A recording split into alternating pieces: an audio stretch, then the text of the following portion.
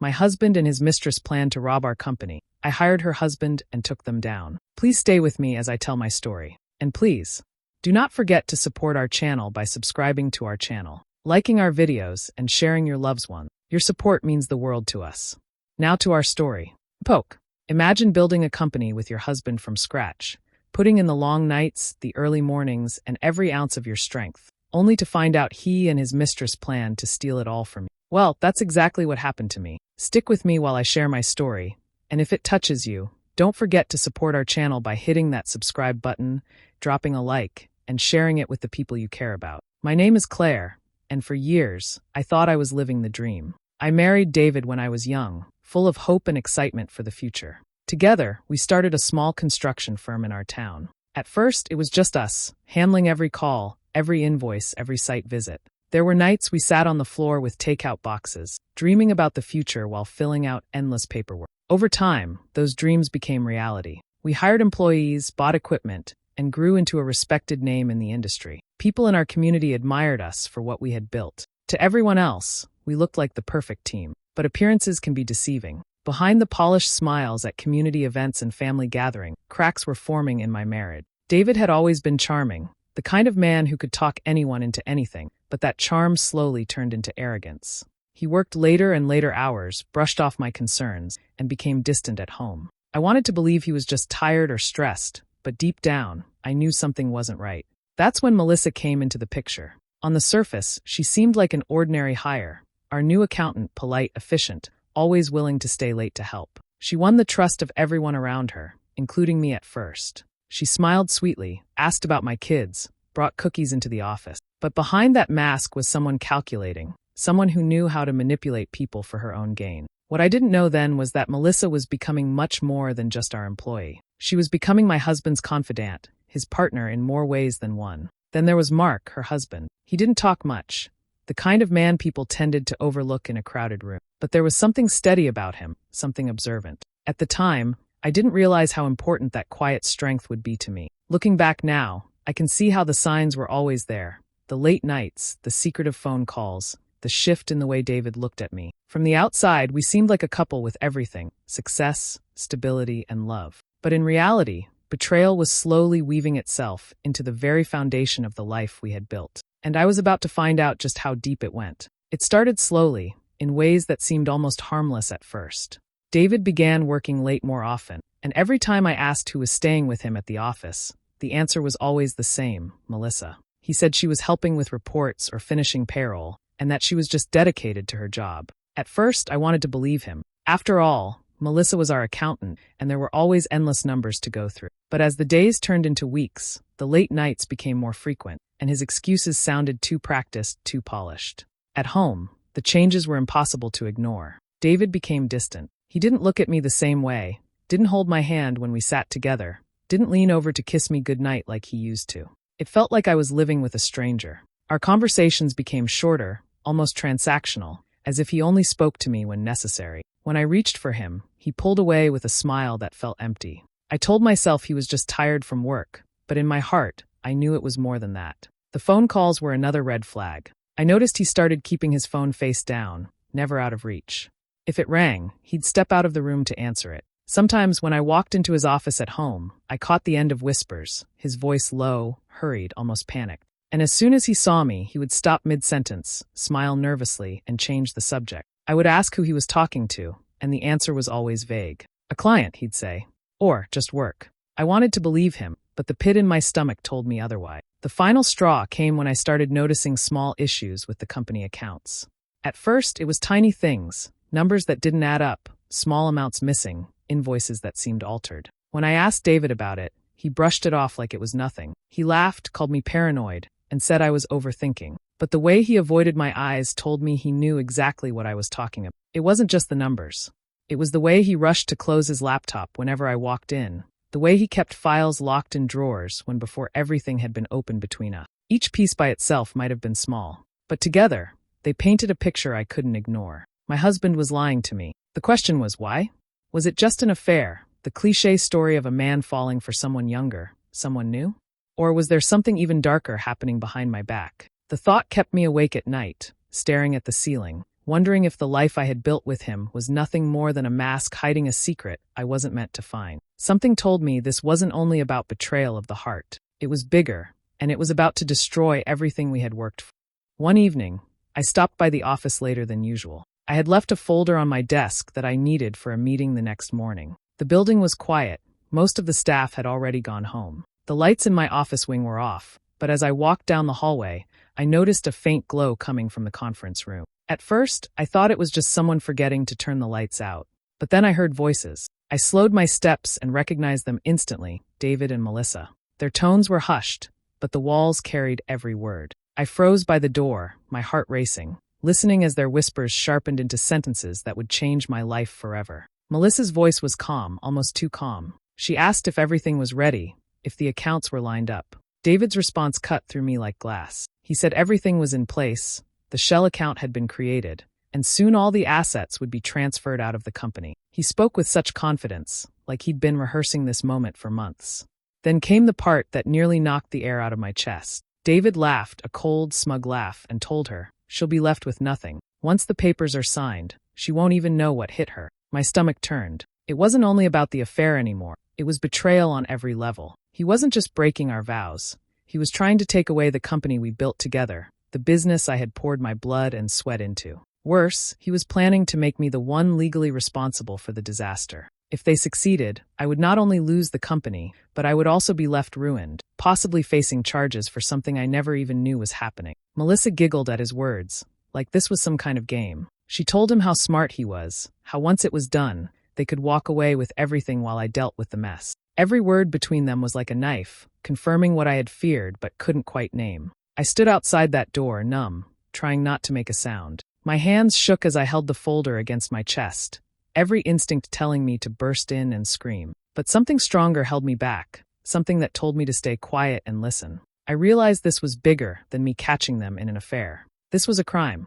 When their voices finally faded and the room went silent, I walked out of the building on unsteady legs, my whole world spinning. The man I trusted most, the man I had built my life with, was planning to destroy me. And the woman he was betraying me with was his partner in it all. That night, my world shattered into pieces I wasn't sure I'd ever be able to put back together. After that night, I wanted nothing more than to confront David and demand answers. My chest burned with anger every time I thought about what I had heard. But deep down, I knew that rushing in without proof would only backfire. David was clever, and Melissa was even more careful. If I accused them without evidence, they would find a way to twist it, make me look paranoid, and cover their tracks. So, I stayed quiet, acting as though nothing had changed, all while my mind worked day and night on what to do next.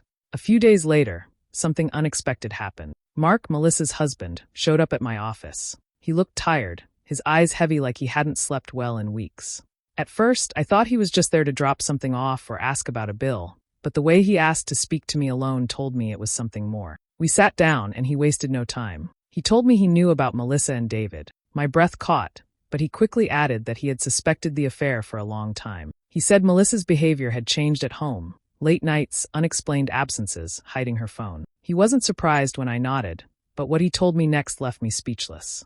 Mark admitted he had overheard some of their private conversations. He hadn't been able to catch everything, but he had heard enough to know they weren't just sneaking around behind our backs. They were planning something bigger, something dangerous. He also revealed that he had stumbled upon documents Melissa thought she had hidden well. Papers that didn't belong in their home, papers that pointed to unusual transfers and financial accounts that didn't make sense. Hearing this, I felt a strange mix of fear and relief. For the first time since I had discovered the truth, I wasn't alone. Someone else knew. Someone else understood the weight of what David and Melissa were plotting. We sat together, sharing pieces of the puzzle. I told him what I had overheard in the office that night, and he leaned back, shaking his head in disbelief, though he admitted he wasn't shocked. He had always suspected Melissa's ambition was darker than she let on. That was the moment we made a decision. If David and Melissa wanted to betray us, we wouldn't just sit by and let them. We would turn the tables. It wasn't easy, trusting someone who until recently had been just a distant figure in my life. But Mark's face was steady, his voice firm. He had been hurt too, and like me, he had everything to lose. Together, we promised to gather every shred of evidence we could find. They thought they were smarter than us, thought we were blind. But now we had the advantage of knowing the truth. And with that truth, we were going to fight back. From that day on, Mark and I began working quietly, careful not to draw attention. We knew that one wrong move could alert David or Melissa, and then they would cover their tracks. So we moved slowly, collecting proof piece by piece, until we had enough to show the truth. I started by going through company records that David thought I never looked at. Late at night, after everyone had left, I stayed in the office, opening files and checking transactions. It didn't take long before I found the first sign. There were bank statements showing transfers to accounts I had never seen before. At first, the amounts were small, almost designed to be overlooked. But as I dug deeper, the numbers grew larger, and the patterns were clear. Money was being moved out of the business into something hidden, something I was never meant to notice. I copied every page, filing them away in a folder only I had access to. Meanwhile, Mark did his part at home. He knew Melissa's habits, the way she left papers lying around when she thought no one was paying attention. He began watching her closely, waiting for the right chance. One evening, he managed to record her on his phone. She was on a call, laughing as she bragged about how close they were to pulling everything off. She spoke David's name openly, saying how once the assets were gone, I'd be left with nothing. Hearing her voice captured on that recording made my skin crawl, but it was exactly what we needed. Mark also kept track of the strange documents she brought home, snapping photos when she wasn't looking. Some of those papers matched the suspicious transfers I had already found in the business accounts. Piece by piece, the puzzle was coming together. Every time we met, whether it was in my office after hours or in a quiet corner of a coffee shop, we laid out what we had gathered. Emails printed, bank statements copied, recordings stored safely. With each new piece, our case against them grew stronger. It wasn't just suspicion anymore. It was proof, undeniable and solid. But even with the evidence, I couldn't escape the ache in my chest. Late at night, when the office was dark and silent, I would sit at my desk and think about how things had ended up here. I had built a life with David, trusted him with everything, believed we were partners in both love and work. And yet, he had chosen greed and lust over loyalty. He had looked at me, the woman who stood by him through every struggle, and decided I was disposable. That pain was heavier than the betrayal itself. Still, I knew I couldn't let heartbreak weaken me. What we held in our hands could bring them down. Now, it was only a matter of choosing the right moment to strike. After we gathered enough proof, the hardest part came, pretending I didn't know anything. Every day, I had to wake up, look at David, and act like the same trusting wife I had always been. Inside, my anger boiled, but on the surface, I smiled, laughed at his jokes, and let him believe his act was working. It was exhausting, but I knew it was the only way to keep him and Melissa from getting suspicious.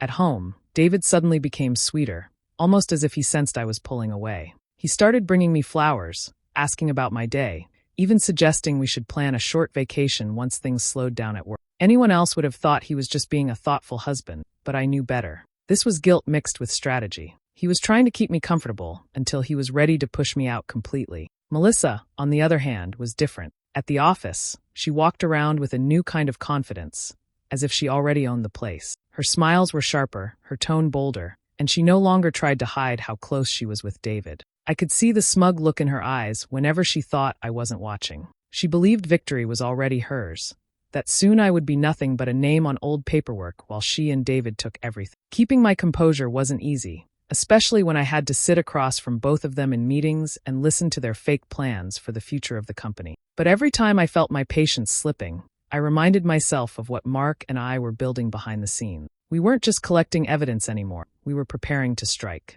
Mark had already spoken with a lawyer he trusted, someone who could guide us through the legal steps once we were ready. Quietly, we built a case strong enough to hold up in court, with documents, recordings, and financial trails that left no room for denial. The lawyer advised us to wait for the right opportunity, when David and Melissa would expose themselves fully, giving us the perfect moment to bring everything out into the open. In the meantime, Mark and I practiced patience. We exchanged updates in short, careful meetings, making sure no one caught on. He was calm, steady, and his determination gave me strength when my emotions threatened to take over. Together, we were steadying ourselves for the storm to come. Every day I played my role, smiling at David, pretending to believe his stories, nodding at Melissa's fake kindness. And every day, the fire inside me grew stronger. They thought I was weak, blind, and naive. What they didn't know was that I was only waiting for the perfect moment to bring their entire plan crashing down. The day finally came when David and Melissa made their move. They called for a board meeting, claiming it was about finalizing some financial adjustments to prepare for the company's future. On the surface, it looked like another routine meeting, but I knew better. This was the moment they had been waiting for, the chance to push through the fraudulent transfer and take everything from. I walked into the conference room and saw the papers neatly laid out in front of my seat. David smiled at me, the kind of smile that once made me feel safe but now felt like a knife in the back. Melissa sat beside him, calm and confident, her posture straight and her eyes gleaming like she had already won. David began the meeting with his usual charm. He explained the documents, painting them as nothing more than a standard restructuring that would protect the company's assets. His words were smooth, carefully rehearsed. The other board members listened, nodding along, trusting him as they always had. He truly believed I would pick up the pen, sign without hesitation, and hand over everything we had built. But instead of reaching for the pen, I leaned back in my chair and stayed silent. David looked at me, waiting. When I still didn't move, his smile faltered for just a second, but he quickly covered it with another wave of charm. "Claire, it's just a formality," he said lightly, pushing the papers closer to me. "You know I'd never lead us wrong." That was when I spoke. My voice was calm, steady, even though my heart was pounding. "Actually, David, I think we should go over a few things before anyone signs." The room grew still. Melissa stiffened, her confident smile tightening. David blinked, clearly not expecting resistance. I reached into my folder and placed several papers on the table. Bank statements, emails, and copies of transfers. One by one, I slid them across for the others to see. The silence in the room grew heavier with every page turned. Before David could react, the door opened and Mark stepped in. He nodded at me before setting down a small recorder. He pressed play, and Melissa's voice filled the room. Her laughter, her words bragging about how I would be left with nothing. The recording ended, and the room was so quiet I could hear my own heartbeat. David's face turned pale. He tried to speak, but his voice cracked as he stumbled over excuses. Melissa looked around in panic, her confidence gone. The board members exchanged shocked glances, whispering among themselves. I kept my tone even as I spoke again. "This is the truth. Everything you just heard and saw is real. And this is the plan they wanted to push through today." For the first time, I saw fear in David's eyes. He realized he wasn't in control anymore. Their scheme had just collapsed, and they both knew it. The silence in the room didn't last long. David suddenly slammed his hand on the table, his voice rising with anger. He accused me of lying, said I was twisting numbers and planting evidence to make him look bad.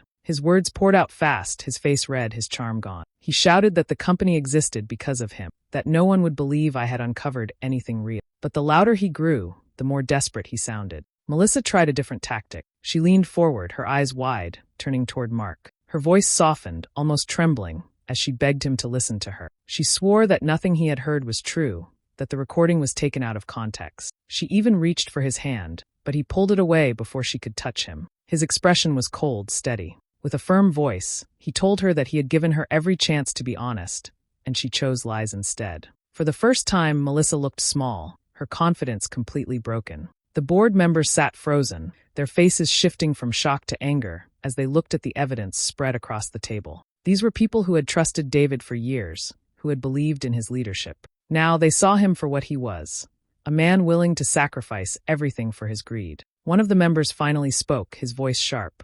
"This is fraud. Plain and simple. We can't stand behind this." Others nodded quickly, murmuring their agreement. David tried to argue again, his words stumbling over each other. But with every attempt, the evidence on the table silenced. There were too many documents, too many numbers that lined up perfectly, too many things Melissa herself had admitted in that recording. His denial only made him look more guilty. It didn't take long for the lawyers to be called in. Mark had already arranged for them to be nearby, waiting for the signal. Within minutes, they walked into the room, calm and professional, carrying files of their own. They explained in detail what the evidence meant, pointing out how the fraudulent transfers had been set up and how they traced back to David and Melissa. The board listened closely, their trust shifting fully to me as the truth unfolded in front of them. By the time the police arrived, the room was filled with tension so heavy it was hard to breathe. Officers stepped in, asked questions, and collected the evidence. Melissa broke down first, tears streaming as she tried to claim she had only followed David's lead. But her voice shook too much, and no one believed her anymore. David stayed silent then, his anger drained into a blank stare as the reality of his downfall settled in. The company, his reputation, his freedom, all of it was slipping away. In that moment, their entire scheme collapsed, crushed under the weight of the truth they thought would never come. In the weeks that followed, everything changed. David's world crumbled piece by piece. Once admired as a businessman and husband, he was now spoken about in hushed voices filled with disappointment. His name, once connected to success, became tied to fraud and betrayal. He lost his position in the company instantly, stripped of the power he had once held so tightly. At home, there was nothing left to save. Our marriage was over. I filed for divorce, and for the first time, I didn't feel fear about being on my own. I felt freedom. Melissa's downfall was no softer. The evidence against her was clear, and her reputation shattered. Clients, friends, and even her own family turned away from her. Mark filed for divorce, unwilling to stay tied to someone who had used lies as her foundation. For Melissa, the humiliation was public, unavoidable, and lasting. She had built her confidence on deception, and when the truth was exposed, there was nothing left to hold her up. For me, the company became mine again, not because I wanted revenge, but because I wanted to protect what I had worked for from the beginning.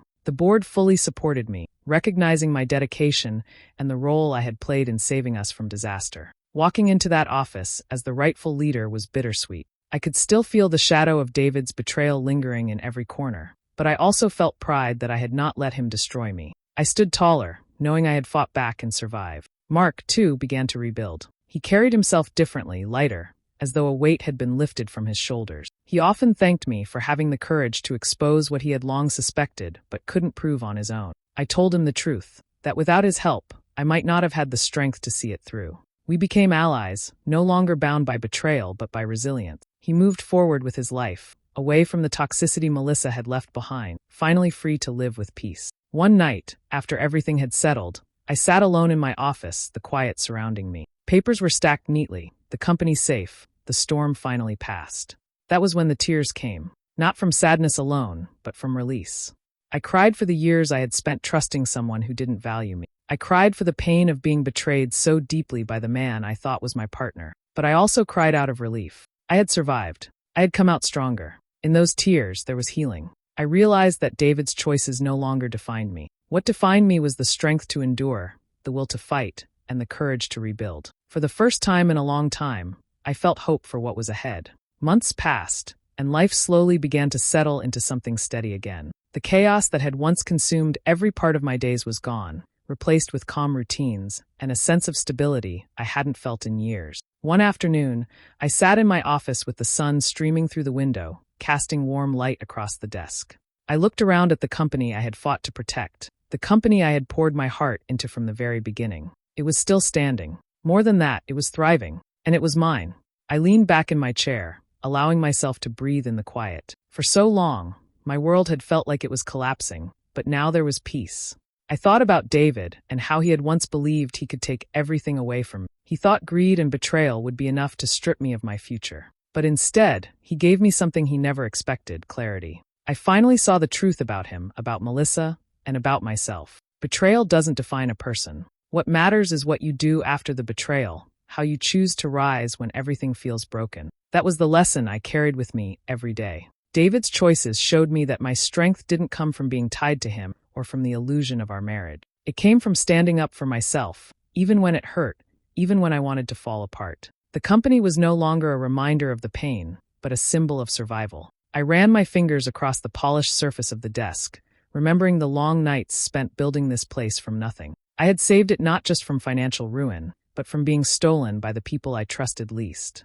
It stood now as proof that betrayal could wound me, but it couldn't destroy me. I thought of Mark too, how he had faced his own heartbreak and yet chose to fight for the truth instead of letting it break him. His quiet strength had reminded me that even in the worst moments, there are people who will stand with you. That gave me comfort. Looking ahead, I no longer felt tied to anger or revenge. Justice had already been served, and that was enough. My focus now was on rebuilding my life with peace at the center of it. I wanted to protect the company's future, to honor the years of effort that went into it, and to lead it with honesty, the very thing David and Melissa had lacked. As I closed my eyes for a moment, I felt something I hadn't felt in a long time: hope. Not the naive hope of a woman blindly trusting, but the steady hope of someone who had faced betrayal and risen above it. My story wasn't about being broken. It was about becoming stronger. And that was the ending I chose.